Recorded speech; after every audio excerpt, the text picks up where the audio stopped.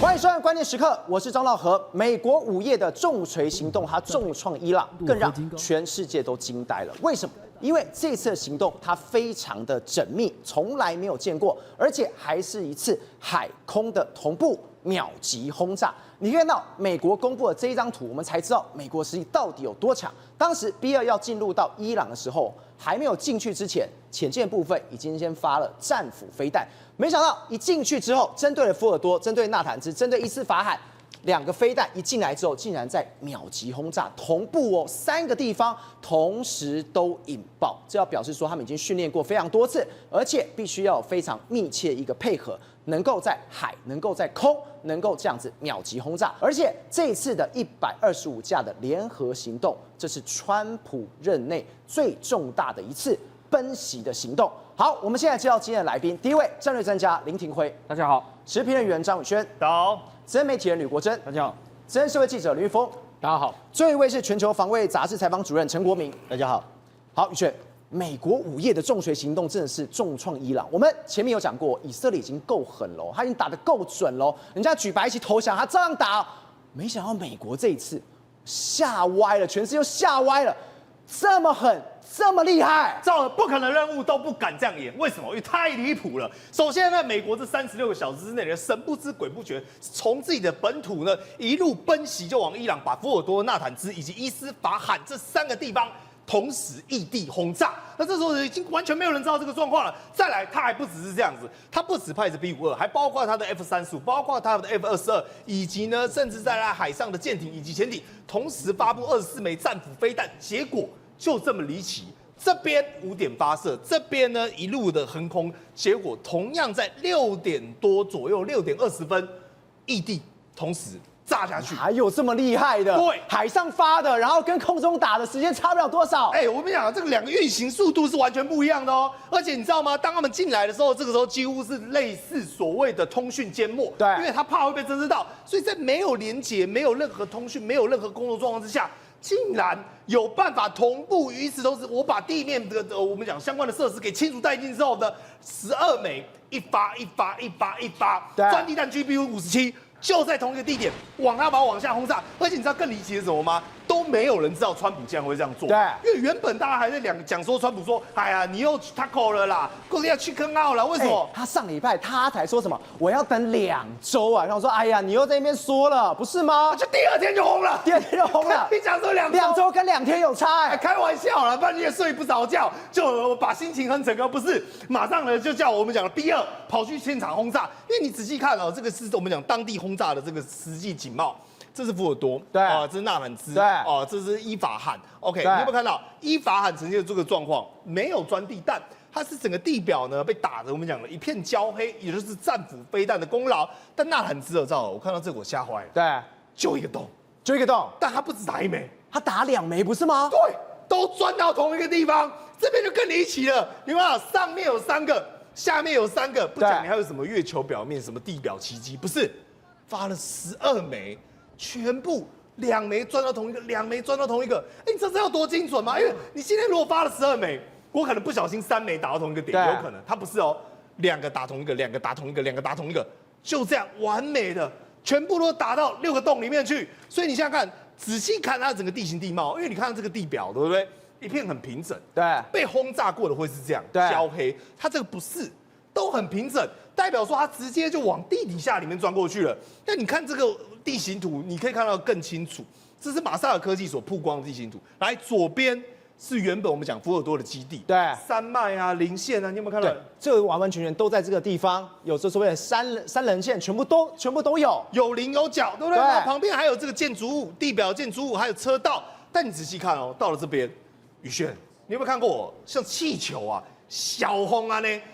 一样啊，车道也在啊，建筑物也在啊，这叫龟壁哎，它整个地貌好像往下地层下陷一样，整个凹下去了。对，它可怕在这边，所以你知道代表什么吗？它钻在地底下去，在里面把结构完全的破坏。所以赵啊，他们现在发现哦，仔细对比这个，你知道它投递的标的哦，都有设计。这3个上面这3个突然多出来洞，对不对？对，它是对着它的浓缩铀而来，那是它浓缩铀运转设施的位置。对，那你知道右下角这3个洞打到哪里吗？打到哪里？通风口。吓死人。对啊，我想打哪我就打哪，连这种小小的通风口，它都能够精准的打击。对你丢到建筑物已经很了不起了，因为我在跟各位讲GB57它是投弹，它是炸弹，它不是飞弹，所以基本上你投递的时候你一定要很精准，它才会打到那个目标。它现在有办法3个哦，他说为什么要灌它的通风口？因为通风口等于说它本来一定设计在坚硬岩盘上，你看这个3D 立体图像更清楚。有没有看到上面那边呢？就是我们讲的浓缩铀，我们讲的运转的地方，然后往下呢，它就是对着那个通风口以及它的浓缩铀，有没有开始一节一节一节的，然后开始干嘛？因为你已经提前把岩盘钻掉了，来就像这样子，扑通掉进水里面一样，开始往下钻，往下钻，往下钻。但是因为它整个建筑物的掩体是79公尺之深，对，所以它钻到第60公尺的时候呢，再爆炸。那时候是把结构破坏完，底下结构破坏之后呢，它在引着原本的那个洞。再往那个60公尺开始钻，对，最后干嘛？直接钻到你的核设施里面，在里面进行内爆。所以你想想看哦，他们说我怎么有办法去这么精准的瞄准到说，我连你的你看建筑物的布图、你的构属，还有你的地下结构，以及我们刚才讲坍塌的这个地方，都有办法这样去弄。为什么要打通风井？这个相关的情报就是说，那是这个地方最脆弱的地方。对，所以你看啊，包括这个国际战略所的核子专家，以及呢相关的核威胁的这种副总裁啊，华盛顿的这种战略研究中心，全部都在讲说，美国这是精准打击，有备而来。我就知道说这个地方一定可以炸到你，我才会这样做。但赵尔啊，你如果仔细看这个时间序哦，你会毛骨悚然。为什么？因为这个午夜战锤的计划。对。这个战锤啊，挥了36个小时，36个小时，36个小时哦。它是从美国本土空军基地我们讲的 Y-Man 这边一路这样子往伊朗这边前行。但你有没有想过，这个行进的路线你也不能被查知，否则你这么大的梯队呢，再来，它可怕的是什么？它先派了我们讲的B2 轰炸机，对，一个往东，一个往西，对，什么意思？有另外一边呢是做洋敌的，对，让你以为说我要去关岛。就是我同时起飞，那你会侦测到雷达的，让你侦测到的，其实去关岛，对你就会以为说，那 B2 现在往那边位移了，应该没有，暂时没有任何动作。就另外一边呢，巧巧的呢，就往伊朗这边前进。而且与此同时呢，他这样完全洋敌成功，杀得他措手不及。对，你看最低限度的通讯呢，向东飞行，直奔目标，就是代表说这边是用隐匿的。但向西的代表什么？向西就是诱敌的，我故意就往关岛那边去，让你以为。结果呢，他到这边，你会看到有很狭小的这个我们讲的廊道，因为它的飞行轨迹不能太多，它一定是有刻意的去规避雷达。这时候谁跑过来了？4代机、5代机，什么 F-22、F-35。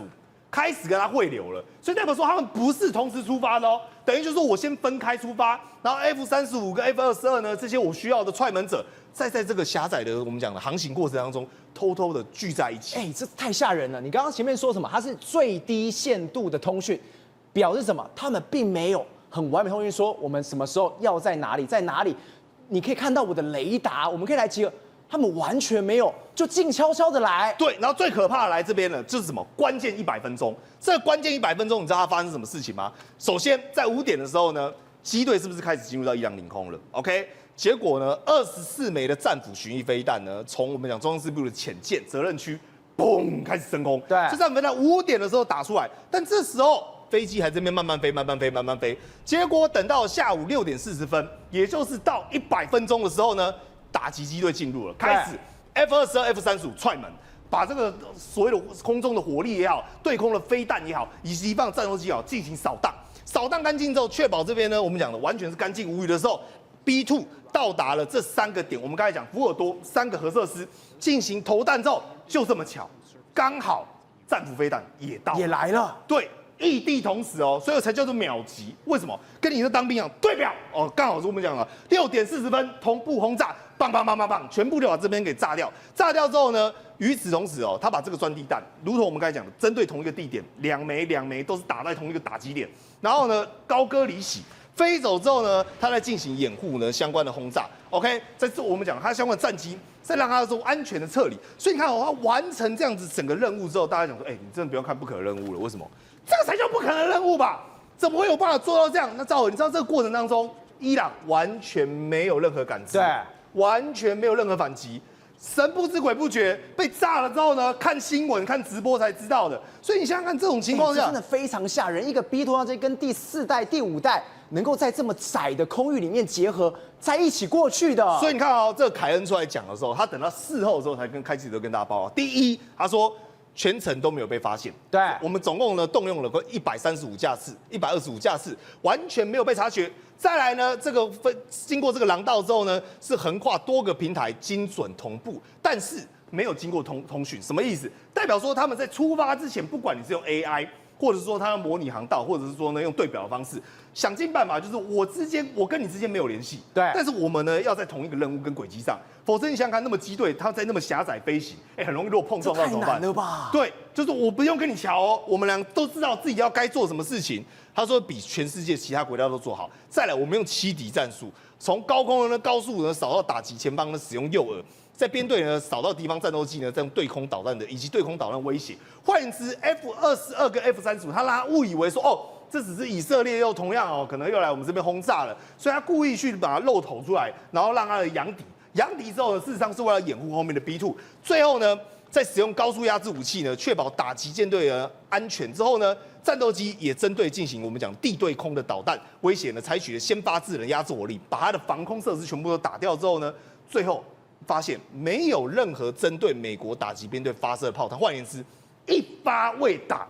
滴血未见就把人家的头狙击于千里之外，所以你想想看，当他们使用这个 B2 以及这个 GBU-57，我们现在已经介绍过非常多次，最后的话再配合这个战斧飞弹，完成了这一次完美的打击。等于说打完之后呢都不知道，但是你知道最尴尬的是什么？什么？很多人都以为说是伊朗这个国家丢大脸，但我讲伊朗本来就已经没有任何脸了啦，他已经被以色列打了，我们讲胡说八道了。但你想想看，这是他的航道，从美国我们讲的密苏里州的惠特曼空军基地。你看一路这样飞，横跨在这边哦。你说经过的这个我们讲海峡，最后到了西班牙、葡萄牙、意大利、希腊、土耳其、叙利亚、伊拉克，再到伊朗，这沿途有这么长的时间，经过这么多的国家，那大家都知道伊朗所仰赖的卫星系统是什么？当然中国的北斗卫星嘛。对。那请问一下，中国有没有任何查资？也没有。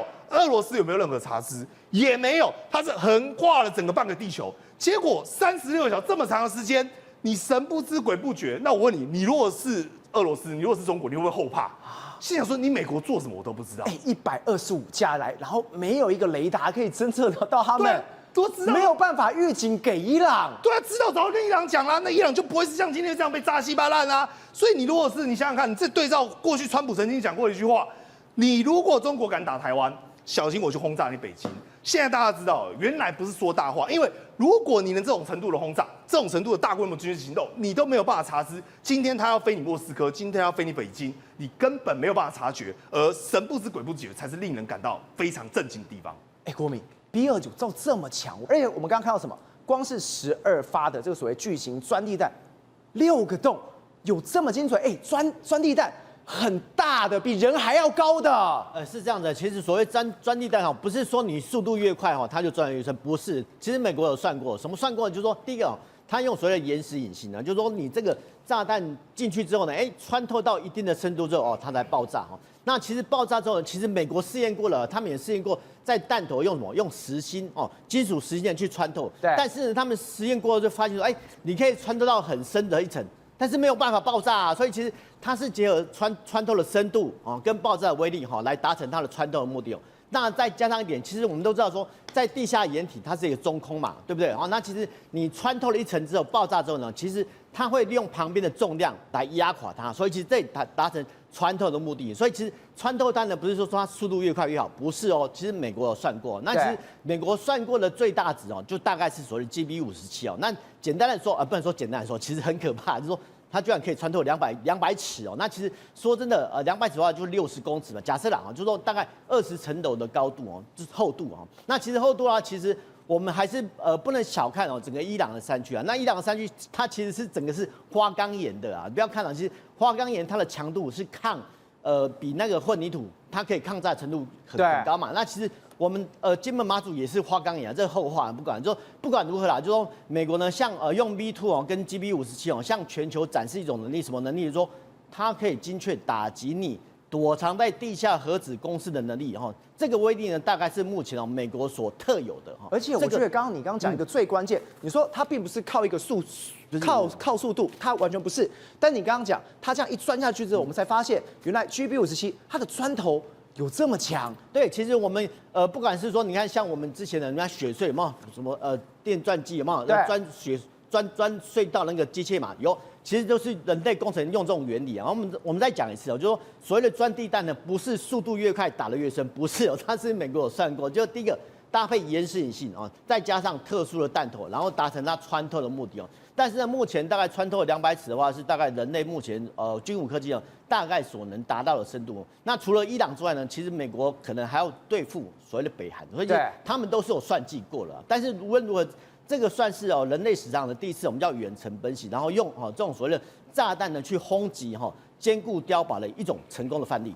其实我们看所谓的钻地弹它还有一个核心就是说，其实我们刚才不是讲过，钻地弹呢是用它的垂直的速度去撞到地面，但是你碰撞到地面其实会产生高热嘛，那其实这些速度你越快的话，其实产生高热的话，你就可以把那个钢给融化掉了，所以然后它就爆掉了，不是吗？所以其实他们有设计过就说要不要换因为特殊金属，比如说钨的话，钨合金用这钨合金当做弹头，然后去穿透这个其实美国呢都已经有考虑过了。但是呢，其实我们来看其实美国应该说参谋长联席会主席凯恩说了一句话很有意思，说我们动用了什么高速的压制武器来对抗伊朗大家会觉得很奇怪，这到底是什么黑科技啊？其实不是什么黑科技啊，其实就是美国担心伊朗可能发射的防空飞弹来打击美军所以其实凯恩呢用这种比较玄的话语来带出说，其实美国呢它打的是整体作战的，它除了轰炸机之外呢，它还有护卫的机队啊。那护卫的机队这个所谓什么高速制压武器，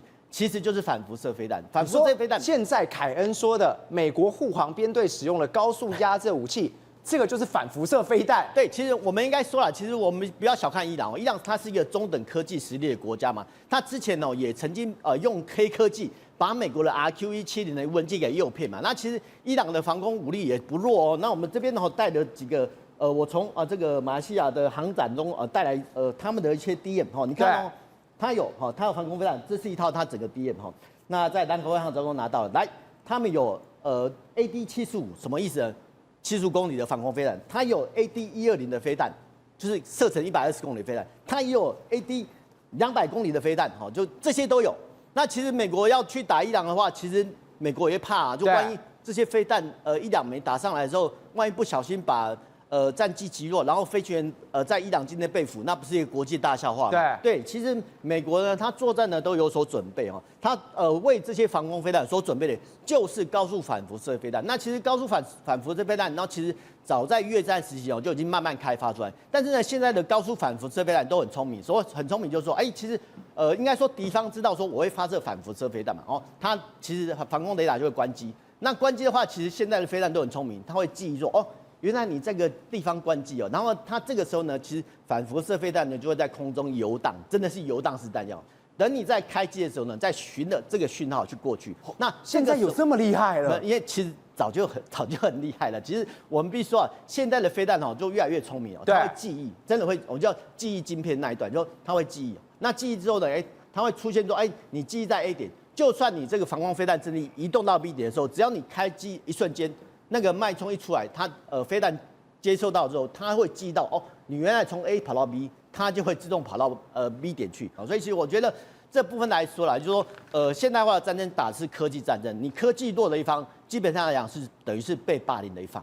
廷慧，我真的觉得川普也真的太疯了吧？这么疯的人才会原本说什么2周变2天，他就去打了之后呢，他把整个作战细节完全公布出来，我才发现，这一切都是谍对谍，那个2周根本是刻意放消息，敌人他把他的防卫全部都懈怠之后，真的是杀的你措手不及。这个就是欺敌效果嘛。我们讲作战来讲的话，瞬息万变，本来就是欺敌效果。那你给2周，当然他也说2周内嘛，那2天也算2周内嘛，他其实也没骗你嘛，对不对？但重点是说，他那个军备调度 B2 的调度来讲的话，让大家都以为说，可能是从迪亚哥卡西亚或者是从关岛那边的 B2， 结果不是，是从本土的 B2 飞出去的，直接过来的。对，所以他们等于防不胜防，他也不知道到底是从哪里来的所以今天来讲的话，其实看在这个眼里来讲，中国来讲应该是最担心的，因为他也不知道哪一天突然间美军就出现那里。每日邮报说喽，他说川普在这关键48小时内接获幕僚的简报，指出伊朗距离拥有核武仅剩数周，对，而且什么缺乏谈判诚意，是，所以他直接说炸就摧毁嘛，就直接就摧毁掉了，我们也谈也不跟你谈了，为什么呢？你也不放软，然后你本身来讲也不答应我的条件，那看起来就是川普对这个政权来讲的话，已经没有任何的一个希望，所以就直接把你炸掉。那现在呢，一样的意思，现在大家都要关注一件事情，就是说到底会不会把目前的哈米尼政权把它拉下来？所以目前从川普还有 Rubio 还有这个一些官员的一个讲话当中，特别是纳塔雅胡的讲话当中，他们已经在思考这个政权可能留不住了。这个政权可能真的就要把它歼灭掉了。那现在伊朗真的也没有什么样的反击能力了，你知道吗？事实上来讲，我们刚刚提到了哈，美国来讲，只有现任的这个川普总统的完成的，包含雷根总统当时没办法完成的这个。所以这个对川普来说，它是一个非常重要的一场奔袭，在任内非常重要。我原本以为说美国反战情绪非常高，但你看到雷根研究所调查显示，美国在外交事务中领导地位支持率飙升。怎么回事？是，你知道，因为川普也没有出兵啊，没有出所谓地面部队啊，他没有美国大兵的伤亡啊，他今天就是空军出去啊，空军回来，那空军出去也没有被击落啊，所以今天可能去的时候回来的时候，连敌人都不知道说，怎么突然间来了，发生什么事了？对，所以今天川普他所做的这样的攻击来讲的话，就是说美国民众会支持，因为我们从5月中开始就跟各位讲了。美国的这个重返中东的这外交政策是成功的，对。然后现在呢，又把伊朗端掉。长期以来，这个伊朗就作为一个邪恶中心当中一个很难搞的，因为它在发展核弹嘛，所以你看到今天很多的中心国家都开始乖乖的，特别金正恩，你看到金正恩真的特别乖，北韩吓死了，北韩吓死了。我一堆核设施也在地下。金正恩他的目的是什么？你只要保我金氏政权继续执政下去就好了，其他的我都可以让给你了。所以现在金正恩开始软化，你知道吗？不敢再去造次了。然后接下来来讲的话，中国它就变成孤立无援的，就真的是孤家寡人了。所以大家有人在讲一句话如果说按照川普曾经在竞选期间讲过，说如果中国敢入侵台湾的话，那他会去炸北京。真的，今天看到了伊朗这个事件，这个就像什么？就是杀鸡儆猴啊。杀鸡儆猴的概念就是告诉北京说，你不要跟我开玩笑，你今天如果真的敢动手的话，我绝对像伊朗一样把你炸翻掉。国政，我们刚刚特别提到他说这一次杀到伊朗是什么？跟这些邪恶轴心国讲，杀鸡儆猴，北韩怕中国太狠，有点瑟瑟发抖感觉。而现在我们可以看到，他为什么美国川普这次要打伊朗打得这么凶？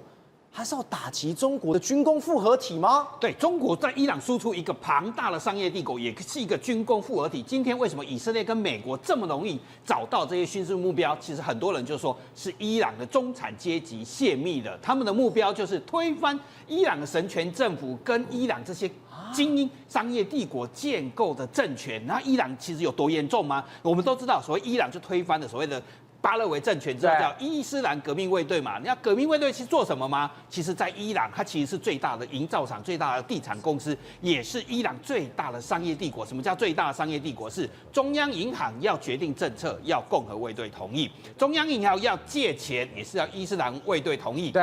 电信公司是伊斯兰卫队开的，进出口公司是伊斯兰卫队开的，所以他们是垄断了一个商业帝国，所以他们最有钱的阶级都是他们。结果他们的小孩又变成是，虽然不一定是继承伊斯兰革命卫队去当兵，但是他们会变成富裕的中产，包括地产商啊、工程师啊、医生啊、文化人士、拍电影的，所以他变成，你看这张图就可以讲很清楚哦。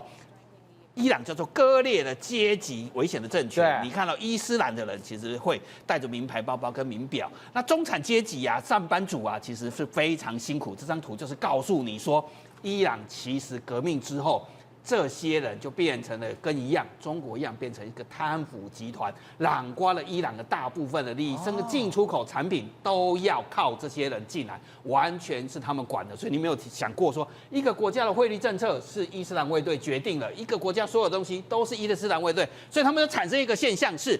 非常厌烦说过去的反美跟反帝国主义这些叙事已经非常反，而且反神权政府。所以为什么会讲说希望巴勒维政府回来？其实不是巴勒维有多好，是因为他们对这种阶级对立感到非常厌烦。对，所以伊朗现在叫30%人在贫穷线以下，20%人失业。那自从美国制裁之后，你要发生什么事情吗？伊朗货币贬到1/6，你要想看，你现在用180块台币去换1美元，你会有多痛苦？再来，房价涨了11倍，11倍下来之后就发生什么事情？物价什么都狂涨。如果你不是那一群伊斯兰共和革命卫队的那一群精英的，不管是那一群控制那一群人，或者他们家族人，你如果是一般大学生，你就苦了。所以在德黑兰就很多人住在哪里？选择住在屋顶上搭建临时屋啊，就是我们的搭建的顶楼的顶加的临时铁皮屋，形成一个新的社会阶级，多可怕！这个伊斯兰的整个德黑兰首都上面的房子一大堆铁皮屋，都是这些大学生或是这些中产阶级在住，其实也不叫中产了，变得很穷。所以很多年轻人叫90后的年轻人，你要赚钱才买得起房子，要200年才买得起房子。所以很多人就说，其实是这一群中产跟知识分子精英把资料泄露给跟以色列跟美国的特工啊，他们要推翻的是什么？其实用一个人的故事就可以讲清楚，伊朗是怎么建构一个军工复合体的，怎么去统治一个国家了。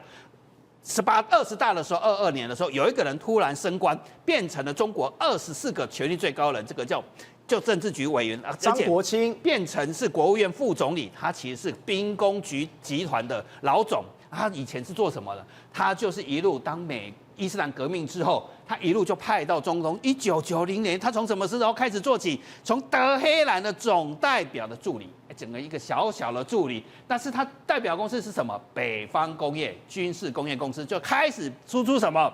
教伊朗这些伊斯兰共和卫队、革命卫队怎么发展军工，我就把军工复合体、军火都空给你了。所以教你怎么变成什么跟中国一模一样，怎么变成军火集团，怎么做地铁，什么中建啊，一整套就把它输出出去。所以很多人说，为什么习近平要把它提拔一个向中东输出军火的公司？他输出的是什么？输出的是用军火控制这些第三世界的国家，然后教他们怎么样去做军工复合体，控制整个国家的政权。所以输出的其实是北京说了算的模式。那张国清就是非常成功一个典范，他就从一个小代表做到处长，做到总裁，一路变成国务院副总理耶，建构就是那集团。可是他代表就是伊朗人民最想推翻的人。宏观取材，厘清真相，犀利精准，深入剖析，时刻掌握关键，新闻时事不漏接。老时段，新气象，我是钟浩和，关键时刻2.0全新出击。